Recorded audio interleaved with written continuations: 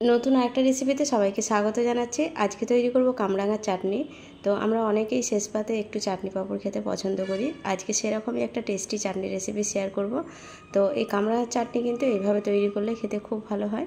তো তার জন্য আমি কয়েকটা কামরাঙা নিয়েছি, 5টা-6টা হবে। আর কামরাঙাগুলোকে ধুয়ে পরিষ্কার করে নিয়েছি, কারণ এই ভাঁজগুলো তো অনেক সময় ময়লা থাকে। তো ধুয়ে পরিষ্কার করে নেওয়ার পর সামনে আর পেছন দিকটা একটু কেটে নিতে হবে। আর যে খাঁজগুলো আছে, মানে স্টারের যে খাঁজ কাটাগুলো আছে, ওইগুলোর সরু সরু অংশগুলো তুলে ফেলে দিতে হবে। তা না হলে কিন্তু খাবার সময় একটু অসুবিধা হয়, আর সেদ্ধ হতেও একটু অসুবিধা হয়। তো এইভাবে ছুরির সাহায্যে আমি তুলে তুলে ফেলে দিচ্ছি।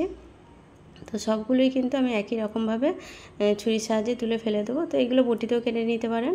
আর কামরাঙাগুলো কিন্তু এমনিতেই পেকে গেছে, তার জন্য একটু হলুদ হলুদ হয়ে গেছে। চাইলে কাঁচা কামরাঙাতেও এই রেসিপিটা করে নিতে পারেন।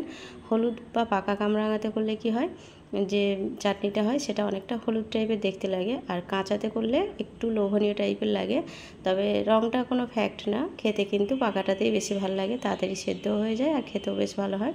তো আমি একটা একটা করে কামরাঙা এরকম কেটে নিচ্ছি, আর কাটার পর স্টারের মতো দেখতে লাগছে, তার জন্যই হয়তো এর নামে স্টার ফ্রুট। তো আমি পরেরটাও ঠিক একই রকমভাবে কেটে নিচ্ছি।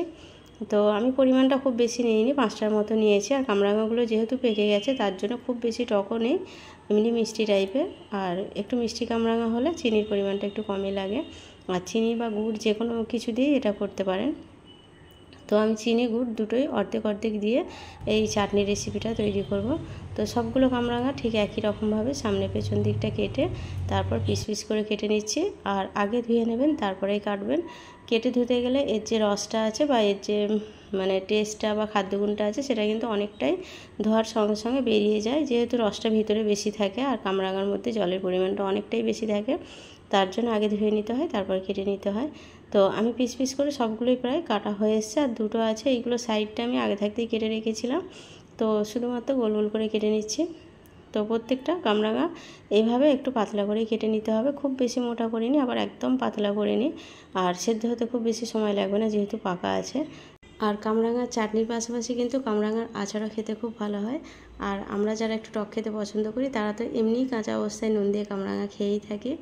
তো আমার সবগুলো কামরাঙা কাটা হয়ে গেছে। এরপর একটা পাত্রে তুলে নিলাম, আর রান্না করার জন্য রান্নাঘরে নিয়ে যাব। তো আমি একটা প্যানে রান্না করব, তার জন্য গ্যাসের উপরে একটা প্যান গরম করতে দিয়েছি। প্যানটা গরম হয়ে গেলে সরষের তেল দিয়ে দেবো, চাইলে সাদা তেলেও রান্নাটা করতে পারেন। তো খুব বেশি তেল লাগে না, 2 চামচের মতো সরষের তেল দিয়ে দিলাম।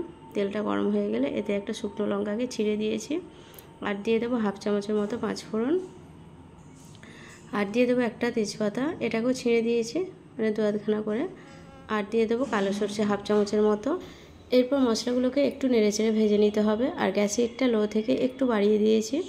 আর খুব বেশি সময় না, 1.5 থেকে 2 মিনিটের মতো সময় নিয়ে মশলাগুলোকে ভাজলেই মশলা থেকে একটা সুন্দর গন্ধ বের হতে শুরু করবে। আর সেই ভাজা ভাজা গন্ধ বের হওয়ার পরেই এতে অ্যাড করে দেবো কেটে রাখা কামরাঙাগুলো। তো মশলাগুলো ভাজা ভাজা হয়ে এসছে। এরপর যে কামরাঙাগুলো কেটে রেখেছিলাম ওইগুলো দিয়ে দিলাম। গ্যাসেরটা মিডিয়ামে রেখেই কামরাঙাগুলোকে একটু নেড়ে চেড়ে নিতে হবে, যাতে একটু ভাজা ভাজা মতো হয়ে যায়। তো কামরাঙাগুলো প্রথমে এইভাবে একটু নেড়ে নিচ্ছি, যাতে মশলাগুলো সব কামরাঙাতে লাগতে পারে।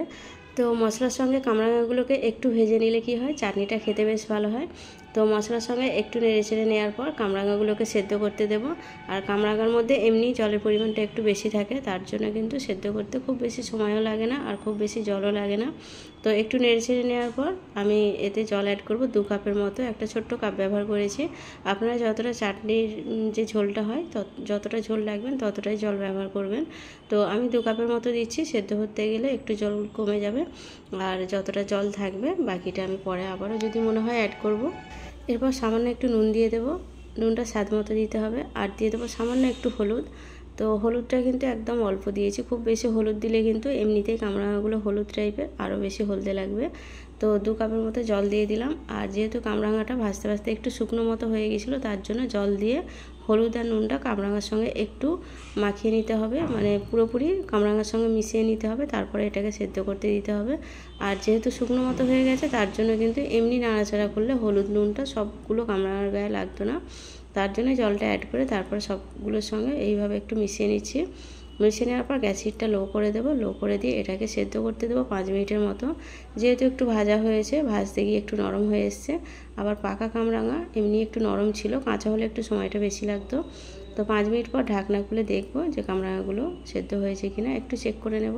তো কামরাঙাগুলো সবগুলোই কিন্তু ভালোভাবে সেদ্ধ হয়ে গেছে। এরপর মিষ্টির জন্য সামান্য একটু গুড় অ্যাড করব, প্রায় 2 চামচের মতো হবে, আর দিয়ে দেবো 1 চামচের মতো চিনি।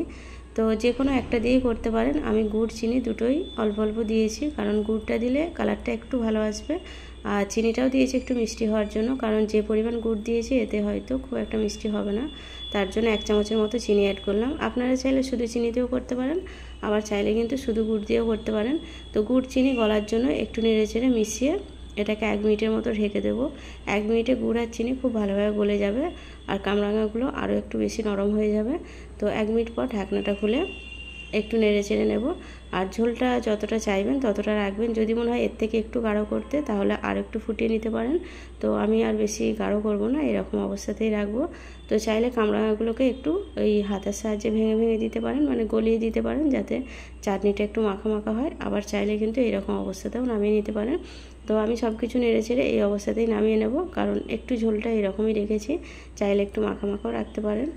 এবার গ্যাসের হিটটা অফ করে দিয়ে এটাকে নামিয়ে নেব, আর নামিয়ে একটা বাটিতে সার্ভ করতে দিয়ে দেবো।